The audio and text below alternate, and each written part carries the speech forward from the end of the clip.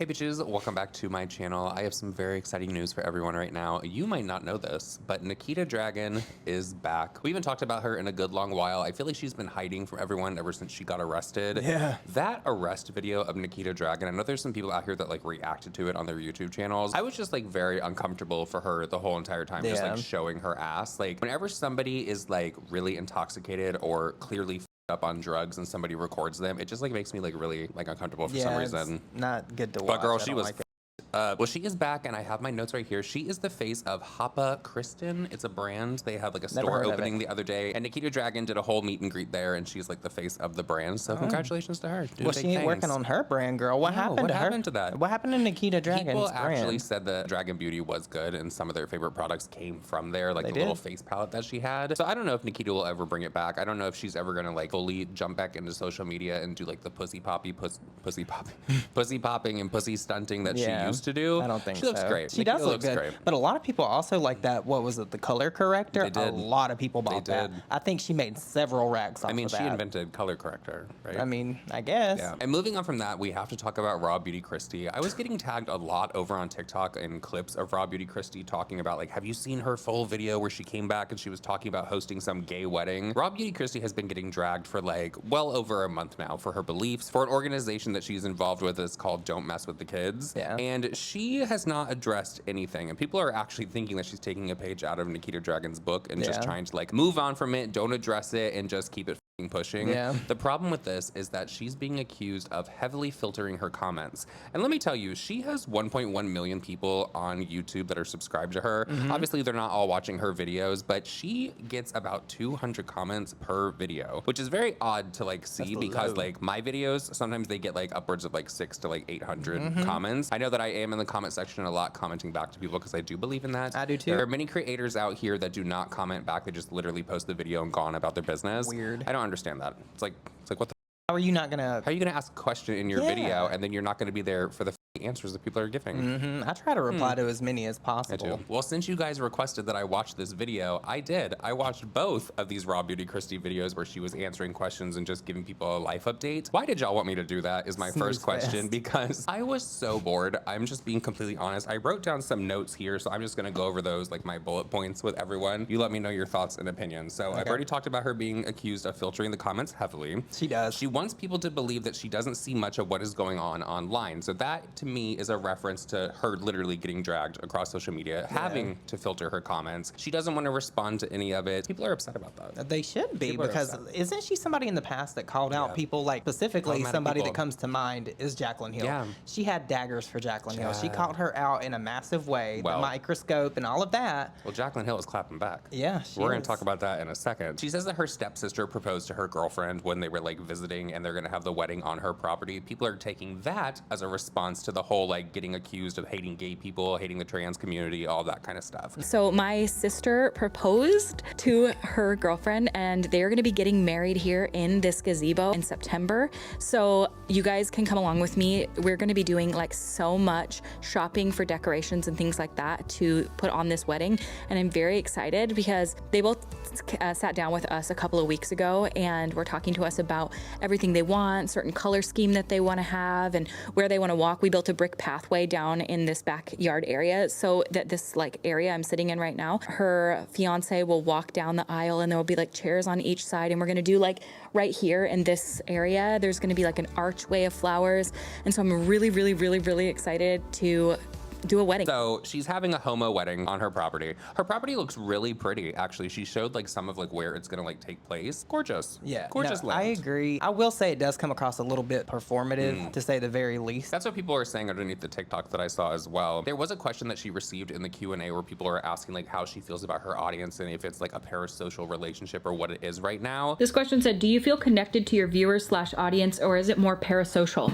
I would say it's probably more parasocial now. I used to be extremely connected to my audience, but that's because I was almost chronically online at that point. And I just had sort of an unhealthy relationship with just taking everything that everybody says so seriously, like they were my real people in my real life. I feel like as I've gotten older, I put significantly less weight into anybody else's opinion of anything that I have going on. I actually watched this video and I thought it was so good. I'll try to link it if I can remember to link it, or if I can find it again. I'll have to like look in my history, but it was a video that this guy, he goes around and he asks people that are in like their 70s, 80s, 90s. One of the questions that he often asks is like, what, do you have any regrets in your life? Or what do you wish you could know that you knew that you know now that you wish you could have known then? Or like, what have you learned as you've gotten older? And all of them are like, you just caring what people think about you, and other people's opinions about you has no weight in your life.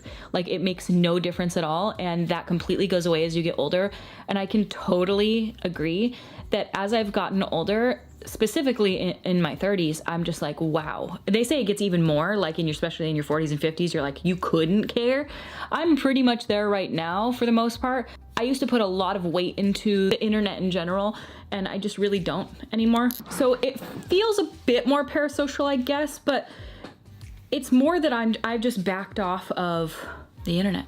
I appreciate and really value my viewership and my subscriber base. I don't think of my viewership anymore as like an extension of myself. I used to really like put all of my weight into it, and now I'm like, you don't know me, and I don't actually know you.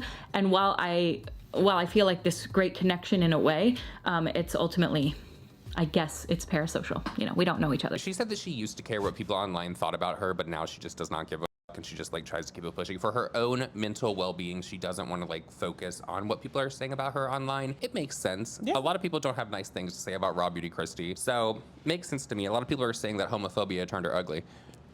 And then there's a part where people are thinking that she was referencing James Charles, because obviously we know that Peter Mon called Rawbeautykristi out last year, I believe it was, for following James Charles. And it's like, how can you be okay with someone who has literally admitted to the things that James Charles has done? And she said that she is a live and let live person, that she doesn't care what other influencers are doing, James Charles. But honestly, how could you not care about what James Charles has literally admitted to doing? Girl, I have no idea. It's so weird to me. There was a video clip that I saw of James Charles. Now he's doing the PR unboxings over on TikTok. And as I was watching it, I was just thinking to myself, like, this is so great to know how many brands out there are actually okay with people that are predators. He did. Literally. When he said that the other day, I was like, oh my God, he like made a really big point. It's so true. All of these brands are choosing to just overlook it. Yeah. She said that she grew up and she doesn't watch beauty content anymore. And she said the beauty community is not what it once was. It is not the same thing now. People are not consuming content the same way. And honestly, beauty influencers aren't the same as they were. Someone said, how do you feel about beauty influencers now?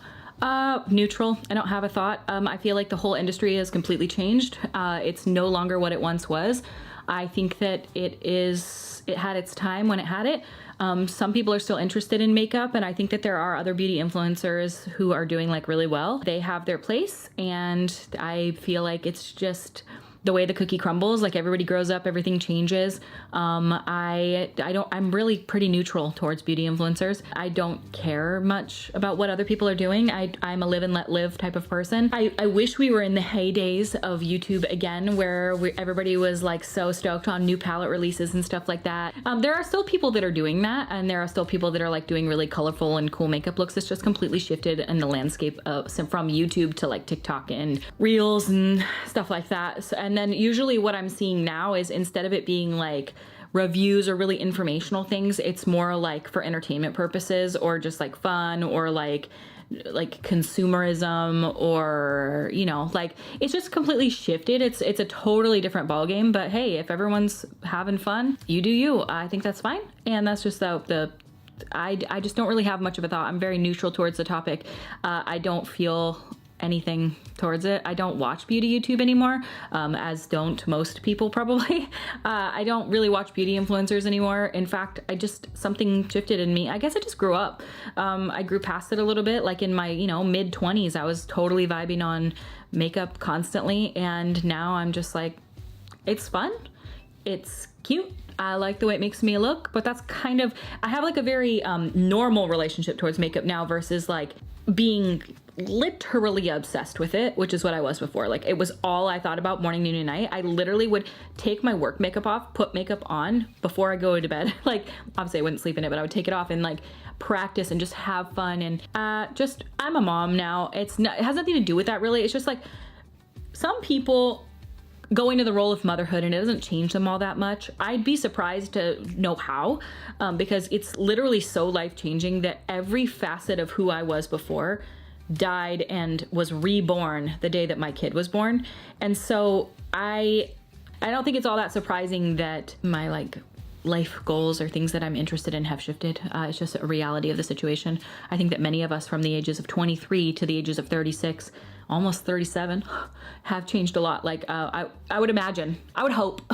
So anyway, I don't really have a lot of thoughts about beauty influencers, but I know personally I don't watch beauty YouTube anymore. If it's just a straight up beauty focused video, I really personally just not that interested in it, but that's just the reality of me. So I'd love to hear what you guys think, because for me, it's just neutral. Now, that for me, I'm looking at all the older beauty influencers that were really popular that everyone used to always talk about. Girl, it's because of them that the beauty community on YouTube is not the same way that it once was. They were horrible. They all played their parts in ruining the beauty community. So they would like to rewrite history, like Jaclyn Hill whenever she goes on a podcast. History. For sure. She says that she's neutral on all of it though. There's a difference, right? Because there's issues with makeup and people being shady with codes and stuff. We can talk about that all day long, but I feel like you should really have a hard stance when it comes to James Charles and you being called out and being associated with him in any way. But now let's get to Jaclyn Hill, because she went on a podcast the other day, I believe it was the Avery Woods podcast, and she threw some major shade. People are thinking that she was talking about Rawbeautykristi as well as Shane Dawson and Jeffree Star. Oh yeah. People are thinking that she flat out called Rawbeautykristi a liar and that she was just trying to jump on a bandwagon to get some views. And then there was a lot of people who lied about it. A lot of people that behind the scenes I actually caught red-handed lying, which I would never name names, but there were some people out there who made videos that straight up lied. I actually got apologies for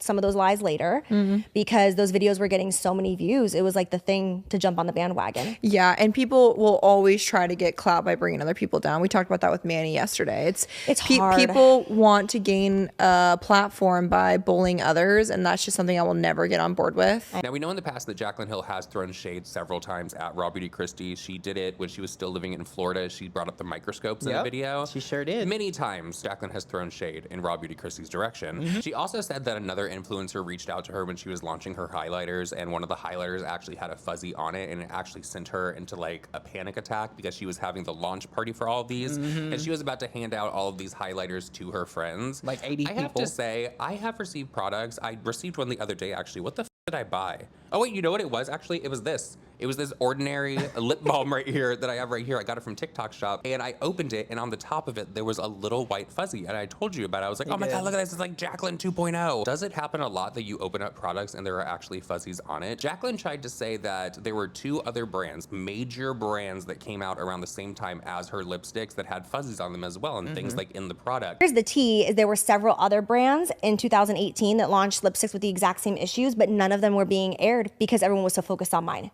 I'm not gonna say the name of the brands, but two brands were huge brands. Okay. And I personally got them in PR covered in fuzzies. And I was like, oh my God, no one's gonna talk about these though. Yeah.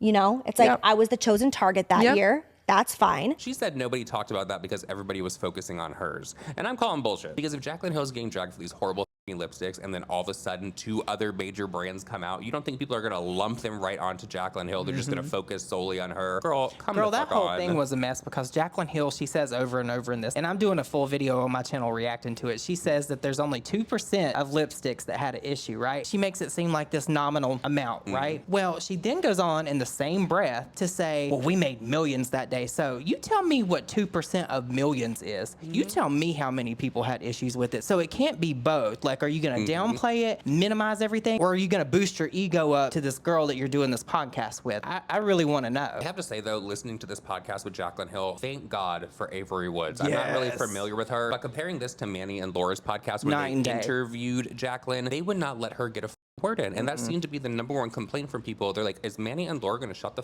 up? Yeah, are they gonna allow Jaclyn to talk? I was sitting here listening to it so we could sit down and do this video, and it was so much different. I don't agree with everything that they said in that podcast, but that is leaps and bounds better than Manny and Laura's. Jaclyn was able to rewrite history like no other in this podcast because she was actually able to speak. I bet Jaclyn was so thrilled.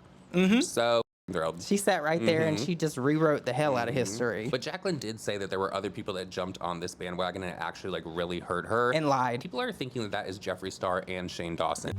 What are you doing over there? Until you really know what's going on over there, you better... Remember when I refused to talk or review about Jaclyn's lipsticks on my channel until she figures out what's happening, but then Shane forces me to at his house? Does that one have mold in it? Yeah. The little black dots. Wait, the little black dots in there? Oh, yeah. Wait, I haven't seen Show me right now, I'm dying. Just like Jaclyn's lipsticks. Here in the house. That's so crazy. So what actually happened? Because like, it's like my PR box, they're all hairy. Like to a point where it looks like I rubbed it on my dog. I'm on year 5 of making makeup. I have never seen labs wear white furry gloves. Right. First of all, who would do that? But on a real level, as a business owner, I can't fathom what is going on. I mean, I think the containers are, do they put like melted lipstick into molds? Is it molds that make them? Maybe all the molds had like hair and plastic and shit in them. It doesn't make sense. It's way out of it. What do you think she's gonna do? Is she like... She needs to get the fuck on camera. Got it. I'm so embarrassed. I can't believe this happened. My lab fucked me. It's like, oh my god, I'm so horrified. Everyone's getting a refund. And these things happen. So I'm gonna be really real. People thought there was a hair in my highlighters a few years ago. It was, you know, when you're cleaning the machines with the paintbrush, the brush bristle hair, one of them fell into one of the pans and it popped up, and I was so horrified in the lab. Now it's switched in all of California. You don't use those brushes anymore because of my bitch ass, my incident. Why does she always have a problem with every launch? I feel horrible for her. I don't understand. Now, we know that Jeffree Star and Jaclyn Hill are apparently fine now. We remember when Jaclyn's business, Jaclyn Roxanne, was going under, Jeffree Star would wear the one earring and then tell everyone he was the queen of the one earring back in the day. Yep. Bitch, no the f you weren't. It was literally wearing one earring so people would DM him and be like, where's the earring from? Where's the earring from? What is it? Didn't help, apparently. But they threw major shade at her over these lipsticks in their series. Yeah. So... He even threw shade before that because there was an issue with Jeffree's own brand where he had like the same type of thing happen, and he was like, don't get it twisted, I'm not Jaclyn. Good morning, everybody. Hello, how are ya? All right, so I want to come on here a little bit. I want to talk about something that has been going around on the internet. On Twitter, there is a post where there is a girl that shows pulling out a fiber from her mini controversy palette. It is all over Twitter, and a lot of you are asking for information. What the hell is it? Now, over the last few days, I have been investigating these claims with my lab, and I have a full answer, and I am excited to share it with you guys so everyone can see what exactly happened. Now, full transparency, we made over 1.1 million eyeshadow palettes. My customer service team has received only 35 emails with an issue, so I just want to be fully transparent with you guys always. 35 palettes out of 1.1 million have had issues. That is 0.000%. I pride myself on my... Now, you guys know I really pride myself on my customer service. Jeffree Star Cosmetics has been in business for over 5 years now, and I always like to come directly to you guys, to the source, and explain everything, because a lot of people are trying to come in, like, they're trying to come for me and Shane on a real level. Like, are you guys going to address this? You guys, I heard about this a week ago. I'm fully investigating everything, and a lot of people are trying to put this next to the Jaclyn Hill lipstick launch. You guys, stop. I address everything fully. I'm not blocking anyone. I'm not deleting my social media account. And that's no shade, but that's not how I handle things. I am always fully transparent. So to compare my situation to someone else's just is not fair. There's a history of Jeffree shitting on Jaclyn Hill. She's just going to take it, though. She won't ever call him out. You don't think? No. No, I don't think Jaclyn's going to call any of those people out. She did say a lot in this podcast that she's not going to name names. Some of the people she's good with right now, others she just doesn't want to talk about. It's like, girl, get messy and spill the tea. Let people know exactly what the fuck is going on and who these people are. If she's not gonna do that, at least let everyone know what these two major brands are that also had all this shit in their products. Because if you're taking all the heat for your shitty ass lipsticks, why not share it? That's why it doesn't make sense to me. I feel like she's really full of shit on that. So with all that said, everyone, that is it for this video. We hope that you did enjoy it. Please leave us a lipstick emoji down below, or the mold emoji, whichever you want to do. There's like a spore. Yeah, spore. Leave us a spore emoji down below. And let us know if you think that Jaclyn, when she does these Jaclyn Hill lipsticks again, because she has hinted at it, is that going to be a collaboration with Lunar Beauty? I think or is it going to be painted? It's not going to be Jeffree Star Cosmetics, for sure not. No. For sure not. We'll see you guys in the next one. Bye.